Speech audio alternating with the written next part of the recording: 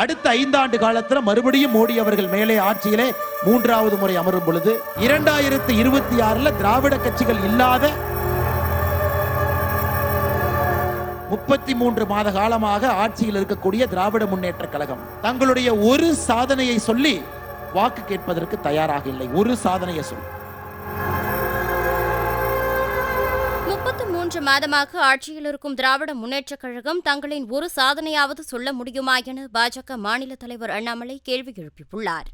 5 ஆண்டு காலத்தில் மறுபடியும் மோடி அவர்கள் மேலே ஆட்சியிலே 3வது முறை அமரும் பொழுது 2026 திராவிட கட்சிகள் இல்லாத ஆட்சி தமிழகத்தில் வரும் பொழுது முழுமையாக தமிழ் கலாச்சாரத்தினுடைய மாண்பையும் பெருமையும் இந்திய மக்கள் உலக மக்கள் பார்க்க போறாங்க ஐயா. அதற்கு அடித்தளம் இந்த மாநாடு இடுகிறது என்கின்ற பெரிய நம்பிக்கை எனக்கு இருக்கிறது.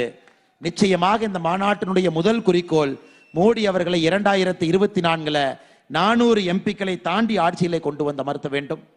இந்த மாநாட்டினுடைய 2வது குறிக்கோள் 2026 திராவிட கட்சிகள் இல்லாத ஒரு அரசியலை உருவாக்க வேண்டும் நினைக்கக்கூடிய 2 குறிக்கோளுக்கும் இந்த மாநாட்டினுடைய தலைப்பே ஒரு சான்றாக இருக்கிறது சகோதர சகோதரி. 2வது பாருங்க, தேசம் காப்போம். இன்னைக்கு தமிழகத்தில் வளர்ச்சி அரசியலை பேசாமல் பிரிவினைவாதத்தை பேச ஆரம்பித்திருக்கின்றார். ஏன்னா வளர்ச்சி அரசியலை பேசுறதுக்கு ஒன்றும் இல்லைங்க ஐயா. என்ன இருக்கு?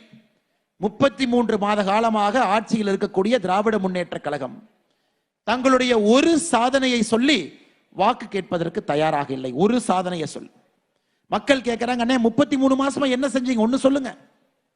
ஒரு சாதனையை சொல்லாமல் மத்திய அரசின் மீது பொய்யை சொல்லி வடக்கு தெற்கு என்று பேசி 1960 இந்த பிஞ்சு போன செருப்பு பேரறிஞர் அண்ணாதுரை அவர்கள் இந்த செருப்பு வேலைக்காகாது அந்த பிஞ்சு போன செருப்பு தூக்கி வீசிட்டார். வடக்கு தெற்கு இதற்கு மேல அரசியல்ல பயன்படாது. இன்னைக்கு ஸ்டாலின் ஐயா அறிவாலயம் முழுவதும் சுத்தி அதே பிஞ்சு போன செருப்பு எடுத்து போட்டுக்கிட்டு 2024 அரசியல் பேசுவதற்கு வந்திருக்கின்றார்கள். மறுபடியும் வடக்கு தெற்கு என்று. ஐயா உங்களுக்கு தெரியும்,